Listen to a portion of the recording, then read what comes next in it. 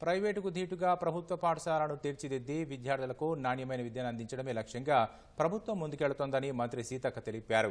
ములుగు జిల్లా జీవంతరావుపల్లిలోని ఆదర్శ పాఠశాలలో నిర్వహించిన బడిబాట కార్యక్రమానికి ఆమె హాజరయ్యారు. ఈ సందర్భంగా విద్యార్థులకు మంత్రి పుస్తకాలు, ఏకరూప దుస్తులు పంపిణీ చేశారు. పాఠశాలల్లో సదుపాయాల విషయంలో అధికారులు నిర్లక్ష్య ధోరణి ప్రదర్శించవద్దని మంత్రి సూచించారు. బడి బాగుంటేనే భవిష్యత్తు తరాలకు బంగారు బాటలు పడతాయన్నారు.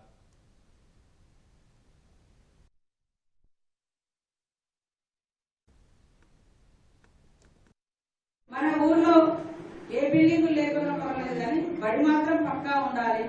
బడి అనేది మరి పిల్లల యొక్క భవిష్యత్తు బాట. స్కూల్ లేకుంటే ఆ ఊర్లో ఎన్ని ఉన్నా ఏమి లేనట్టే. ఎందుకంటే విజ్ఞానవంతులు ఈ దేశాన్ని ఏలగలుగుతారు. అంటే ఎక్కడైతే విద్య అద్భుతంగా అంది అందరు విద్యావంతులై సొసైటీని అర్థం చేసుకొని పరిశోధనలు చేసి ఈనాటి సమాజానికి ఎలాంటి విధి విధానాలు కావాలి, ఎట్లా ఉండాలి, చరిత్రను చదవడం, భవిష్యత్తును కనుగొనడం, ఇవన్నీ కలగలిపిందే మరి విద్యావంతుల యొక్క పని. కాబట్టి ఈనాటి బాలలు బాలికలు అందరూ కూడా మంచి విద్యను అందుకోవాలని కోరుకుంటా ఉన్నాం.